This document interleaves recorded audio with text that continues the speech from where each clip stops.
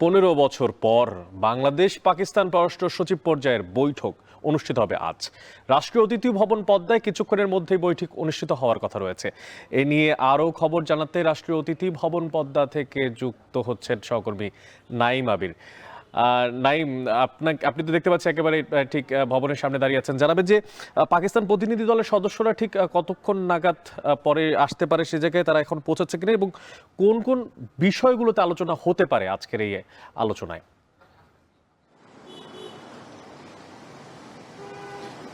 অনেক প্রথমেই যেটি বলতে চাই সেটি হলো যে 10টা নাগাদ এই বৈঠকটি শুরু হবার কথা রয়েছে। তবে এখনো পর্যন্ত পাকিস্তানের প্রতিনিধি দলের দেখা আমরা পাইনি। সুতরাং বলাই যায় যে মিটিংটি হয়তো কিছুক্ষণ পেছাবে এবং যতটুকু আমরা জানতে পেরেছি যে 10:15 নাগাদ এটি তারা আসলে সেই দলটি, প্রতিনিধি দলের যে দলটি রয়েছে, বিশেষ করে পাকিস্তানের পররাষ্ট্র সচিব আমনা বালুচ, তিনি এসে পৌঁছবেন এবং তিনি গতকালই ঢাকায় এসে পৌঁছেছেন। এবং গতকালকের কথা যদি তিনি বলি যে পাকিস্তানে যারা দূতাবাসে কর্মকর্তা রয়েছে অর্থাৎ পাকিস্তানি, তাদের সাথে কথা বলেছেন। একই সাথে পাকিস্তানে বাংলাদেশে যারা ব্যবসায়ী রয়েছে তাদের সাথে তিনি মত বিনিময় করেছেন।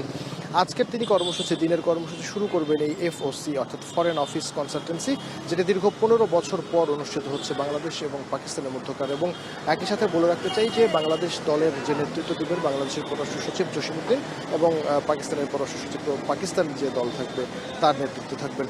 এবার একটু বলে রাখতে চাই অনেক আপনার দ্বিতীয় প্রশ্নের উত্তর, যে কোন কোন বিষয়ে এই বৈঠকটিতে আলোচনা হবে। যেহেতু নিশ্চয়ই আপনি বললামই যে 15 বছর পরে এই বৈঠকটি হচ্ছে, অর্থাৎ সবশেষ এই বৈঠকটি হয়েছিল 2010 সালে, সেটি পাকিস্তানে। এবার যেহেতু ঢাকায় হচ্ছে, দুই দলের মধ্যে অর্থাৎ বাংলাদেশ পাকিস্তানের মধ্যে যখন আমরা 5 আগস্ট পরবর্তী সময় নতুন রাজনৈতিক বাস্তবতা বা নতুন রাজনৈতিক প্রেক্ষাপটের কথা বলেছিলাম বা দেখেছিলাম, বাংলাদেশের প্রধান উপদেষ্টা এবং পাকিস্তানের প্রধানমন্ত্রীর মধ্যে কিন্তু দুটি অনানুষ্ঠানিক বৈঠক এর আগে আমরা দেখেছি।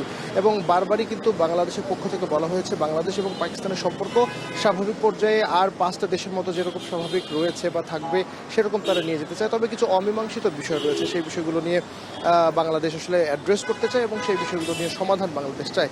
সুতরাং নিশ্চয়ইভাবে বলতে হয় যে 53-54 বছর আগে অর্থাৎ 1971 সালের মুক্তিযুদ্ধ এবং তার আগে বাংলাদেশ পাকিস্তানের সম্পর্ক এবং 71-এর পরে বাংলাদেশ পাকিস্তানের সম্পর্কের ব্যাপারে যে ধরনের অস্বস্তি রয়েছে, যে বিষয়গুলো নিয়ে সমাধান এখনো পর্যন্ত হয়নি। যতটুকু আমরা জানি যে তহবিলের একটা বিষয় এখানে রয়েছে, সঞ্চয়পত্রের ব্যাপার রয়েছে, সব কিছু মিলে এই বিষয়গুলো আলোচনায় আসবে। এর বাইরে গিয়ে যদি বলি রাজনৈতিক যে পরিবেশ বাংলাদেশের এবং সেখান থেকে বাংলাদেশের সাথে পাকিস্তানের যে দীর্ঘদিনের একটা সম্পর্কের অবনতি হয়েছিল গেল সরকারের সময়, অর্থাৎ ব্যবসা বাণিজ্যের ক্ষেত্রে, সেটি কতখানি এগিয়ে নিয়ে যায় সেটিও এই বৈঠকের আলোচ্য বিষয়ে যতটুকু আলোচনায় উঠবে আমি যতটুকু জানতে পেরেছি। এছাড়াও যদি বলি যে যোগাযোগ, নিশ্চয়ই আপনি জানেন যে ঢাকা করাচি ফ্লাইটের অনুমোদন ইতিমধ্যে বাংলাদেশ দিয়ে দিয়েছে। সুতরাং খুব শীঘ্রই এই ফ্লাইটটিরও চলাচল শুরু হবে, সেটি নিয়েও হয়তো আলোচনায় আসবে। আরও যদি বলি ব্যবসা বাণিজ্যের ব্যাপারে, যেহেতু বলছিলাম যে বাংলাদেশের সাথে পাকিস্তানের পণ্য আমদানি রপ্তানির যে ব্যাপারটি 5 তারিখের পরে আমরা দেখেছি যে পাকিস্তানের জাহাজ বাংলাদেশে ভিড়েছে এবং বাংলাদেশের সাথে পাকিস্তানের যে ভিসা সংক্রান্ত জটিলতা রয়েছে সেটি দুপক্ষ থেকে, বাংলাদেশ এবং পাকিস্তানের পক্ষ থেকে, সেই বিষয়গুলো কতটুকু শিথিল করা যায়। ইতিমধ্যে পাকিস্তান যেহেতু বাংলাদেশের যাত্রীদের জন্য ভিসার ব্যাপারে সহজ করেছে। এবং আরেকটি বিষয় একটু বলে রাখি, অনেক যেটি ছিল বাংলাদেশে রয়েছে, যে পাকিস্তানি যাত্রী যারা বাংলাদেশে আসে তাদেরও কিন্তু এয়ারপোর্টে বাড়তি চেকিংয়ের কাজ করা হতো। সুতরাং সেই বিষয়গুলো বাংলাদেশ সরকার থেকে শিথিল করা হয়েছে। সুতরাং ব্যবসা বাণিজ্য, যাতায়াতের ব্যাপারটিও আরও কতটুকু সহজ করা যায়, ফ্লাইট চলাচল কতটুকু সহজ করা যায়, সেই বিষয়গুলো নিয়ে আসলে এখানে আলোচনায় আসবে। এবং সবশেষ যদি বলি আঞ্চলিক যে সহযোগিতা সংস্থা সার্কের বিষয়টি আসবে।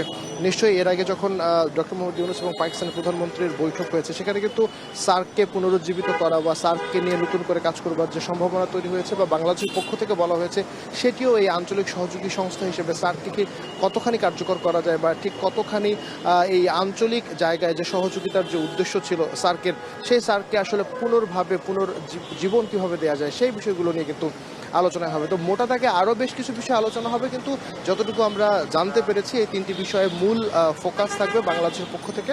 এবং বাংলাদেশের থেকে যেটি বললাম যে অমীমাংসিত বিষয়গুলো সেই উত্থাপন করা হবে। তো আপাতত এই হচ্ছে আমার কাছে সবশেষ খবর পদ্মার সামনে থেকে, যখন এই বৈঠকটি শুরু হবে এবং পরবর্তীতে পররাষ্ট্র সচিব ব্রিফ করবেন। আমরা পাকিস্তানের পররাষ্ট্র সচিবের সাথেও কথা বলবার চেষ্টা করব, দেখা যাক উনি কি বলেন। এরপরে নিশ্চয়ই আপনার মাধ্যমে আমরা আমাদের দর্শকদের সামনে সেটি জানাতে পারবো। তো অনেক 15 বছর পর বাংলাদেশ পাকিস্তান পররাষ্ট্র সচিব পর্যায়ের বৈঠক আজ।